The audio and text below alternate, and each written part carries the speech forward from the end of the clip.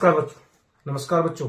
गणित का important topic जिसमें आप सुनते हो कर्ण, विकर्ण सुनते हो, लंब सुनते हो, माध्यिका सुनते हो। इनका कहाँ कहाँ यूज होता है, कहाँ कहाँ ये काम में आते हैं, इनकी चर्चा अपने इस क्लास के अंदर करने वाले हैं। तो करते हैं शुरुआत। पहले तो इससे देख लो सब। माध्यिका जैसे आपने पढ़ा होगा भूमध्य रेखा, भूमध्य रेखा। भू का मतलब होता है पृथ्वी, क्या होता है पृथ्वी, और मध्य का मतलब बीच।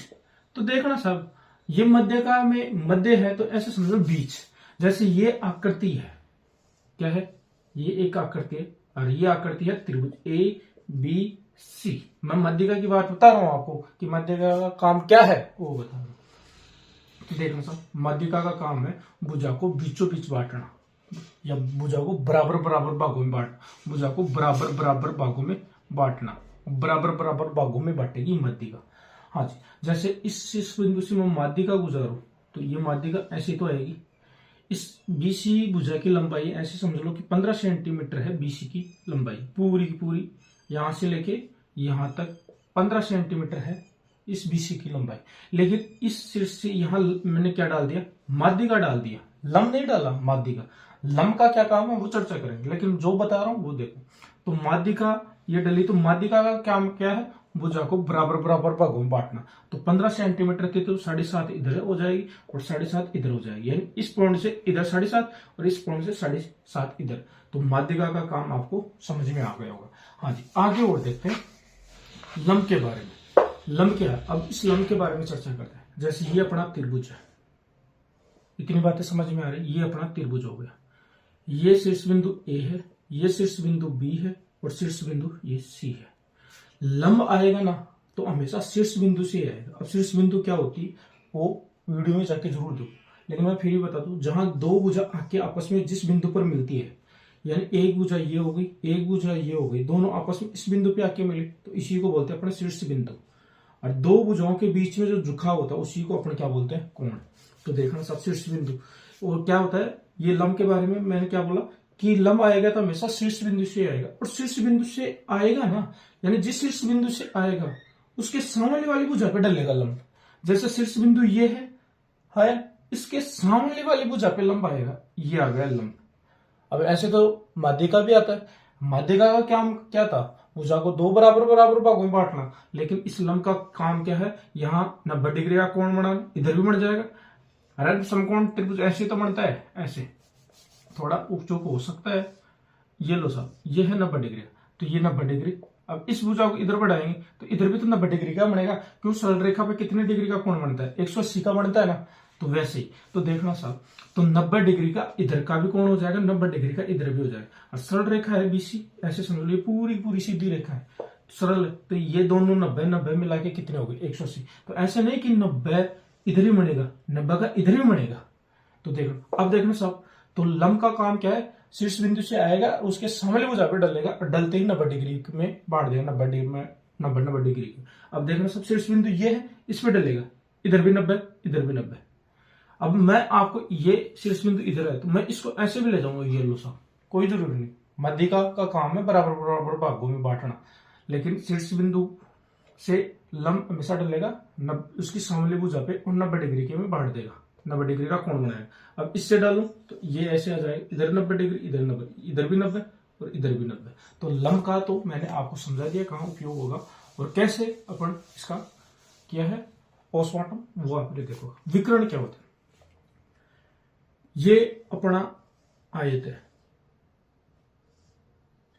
ये आयत का शीर्ष बिंदु A, ये शीर्ष बिंदु B और ये शीर्ष बिंदु C और ये शीर्ष बिंदु D। पहली बात तो ये देखो, नोट लगा के ये याद रखना मोस्टली, जितनी भुजाएं हैं उतने तो कोण होंगे, उतने ही कोण होंगे, ठीक है। उतनी जितनी भुजाएं हैं, यानी इसमें एक भुजा, दो भुजा, तीन भुजा और ये चार भुजा, तो 4 ही कोण होंगे। आंतरिक कोण 4 और बाह्य कोण, ये बाहर वाले, बाह्य कोण का मतलब बाहर वाले। पहली वाली क्लास में जाके जरूर देखो, आपको फायदा मिलेगा। तो देखना सब, विकर्ण क्या है, ये शीर्ष बिंदु है, ये शीर्ष बिंदु है, इन दोनों शीर्ष बिंदु को आपस में मिला दो, ये लो साहब शीर्ष बिंदु। तो ये है विकर्ण, क्या है, विकर्ण। अब इधर देखना साहब, थोड़ा सा इधर, ये विकर्ण और ये कर्ण, ये है त्रिभुज क्या है? त्रिभुज।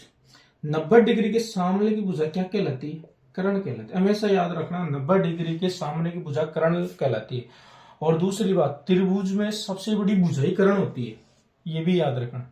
यानी सारा चेंज हो सकता है। ये आधार है, ये तो लंब है, सॉरी लंब है, ये लंब है और ये आधार है।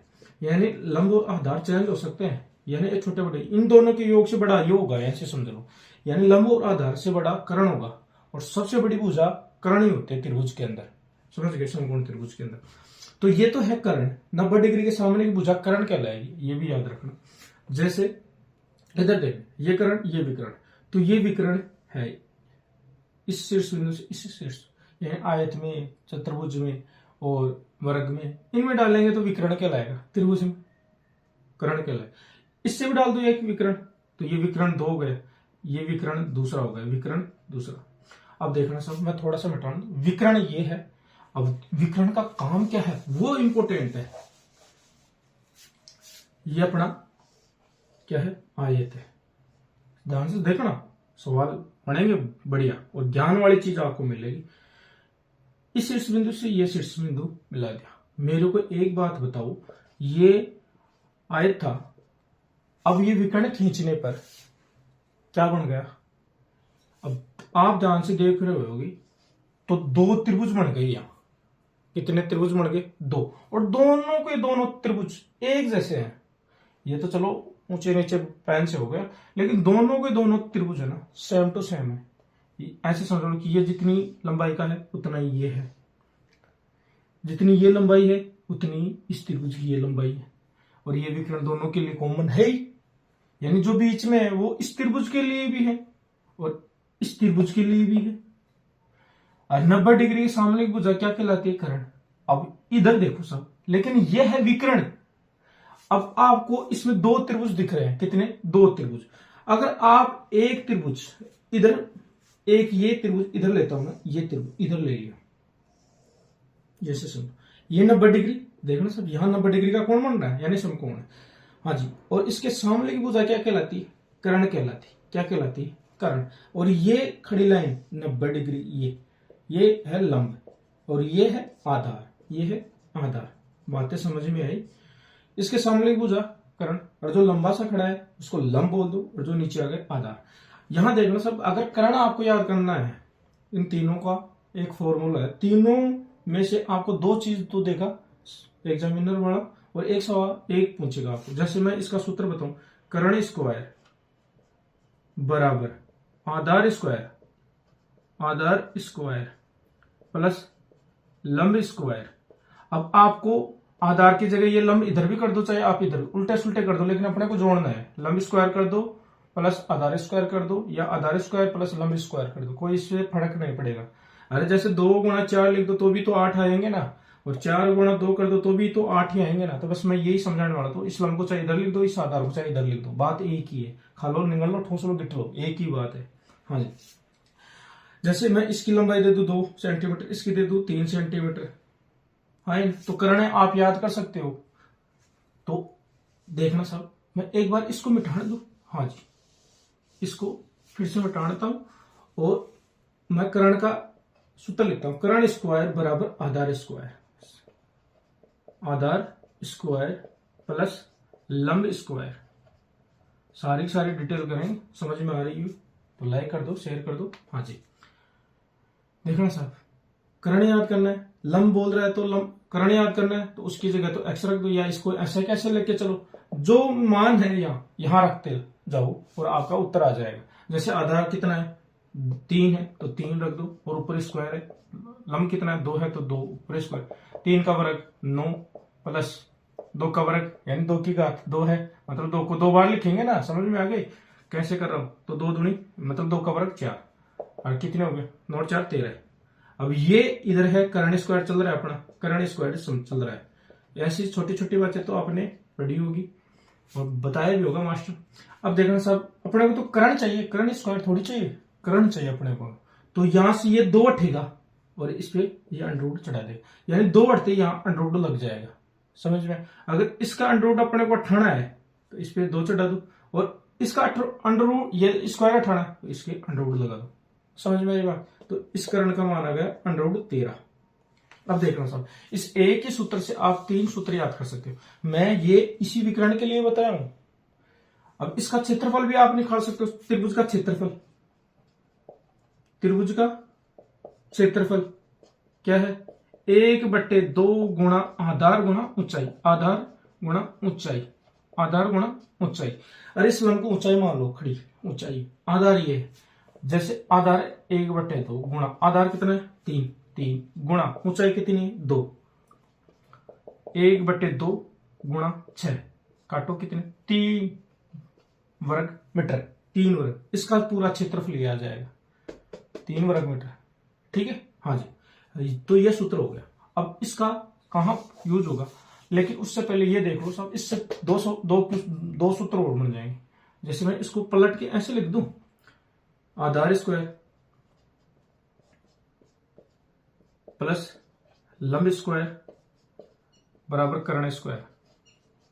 वैसे तो इससे भी कर सकते हैं, लेकिन आपको पलट के आसानी होगी। इसको ऐसे लिख दो। क्या याद करना पड़ेगा? लंब याद करना है, तो लंब पकड़ के नीचे लेके आ जाओ।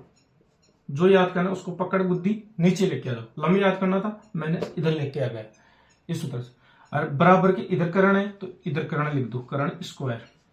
अब देखना साहब, ये बराबर, ये आधार है, तो ये बराबर के उधर जाएगा, यानी इधर आएगा कर्ण की तरफ। तो ये प्लस का है, तो इधर माइनस का हो जाएगा, आधार स्क्वायर। कुछ बातें समझ में आ रही है तो लाइक कर दो, शेयर कर दो। हाँ जी, मैं ये बोला, ये सूत्र है, इसको पलट के लिख दिया मैंने। लंब याद करना था, लंब को पकड़ बुद्धि नीचे लेके आ गए। बराबर में कर्ण है, कर्ण है, इधर ये आधार जाएगा इस कर्ण की साइड में, तो यहाँ प्लस का है तो यहाँ माइनस का हो जाएगा। और ये हो गया लंब स्क्वायर का सूत्र। ठीक है, यानी लंब याद करने का सूत्र। जैसे यहाँ 2 यहाँ √13 आया। अब यहाँ आपको ये पूछ लेगा, तो आप इसका यूज कर लेना। हाँ जी, अब आगे देखना सब, इसी से ये एक सूत्र बनाए। ये है आधार, अपने को आधार याद करना, इसकी पकड़ बुद्धि नीचे लेके आ जाओ। हाँ जी, अब कर्ण स्क्वायर बराबर के इधर कर्ण स्क्वायर है, तो कर्ण स्क्वायर, ये प्लस में इधर बराबर के इधर आएगा, तो लंब माइनस में हो जाएगा, लंब स्क्वायर। ये लो सब, तो 3 सूत्र हो गए। ये एक ही सूत्र से मैं आपको 2 सूत्र और बता दिए। हाँ जी, अब देखना सर, ये कहां यूज में आएगा वो देखो सर।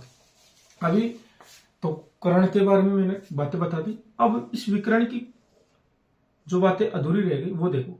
ये शीर्ष बिंदु ये डाल दिया, ये क्या है? विकर्ण। अब समझ में आ गया आपको पूरी डिटेल। और ये है विकर्ण, ये भी विकर्ण। विकर्ण कितने हैं? यहाँ 2 विकर्ण है। अब मेरे को बताओ, इसको मैं मिटाने दूं, तो मेरे को एक बात बताओ, इसमें कितने त्रिभुज हो गए? 2 त्रिभुज हो गए। और ये विकर्ण क्या काम कर रहा है? इस आयत को बराबर बराबर भागों में बांट रहा है।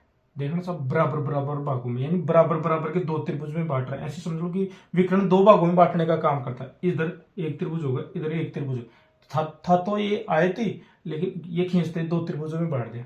अगर आपको इस त्रिभुज का क्षेत्रफल निकालना है, ये आयत का क्षेत्रफल निकालना अपने को, ऐसे समझ लो। तो आयत का क्षेत्रफल निकालना अपने को, तो अपने को कुछ भी नहीं करना। अपने को इस एक त्रिभुज का निकालो, इस त्रिभुज का निकाल लो, एक का। अब ये जैसा है, एक शब्द सुना वो सर्वांग सम का मतलब सेम टू सेम एक जैसे हो। जैसे अपनी हथेली है, एक जैसी हथेली के ऊपर हथेली रखो, कोई छोटी बड़ी नहीं, ढक देते एक दूसरे को।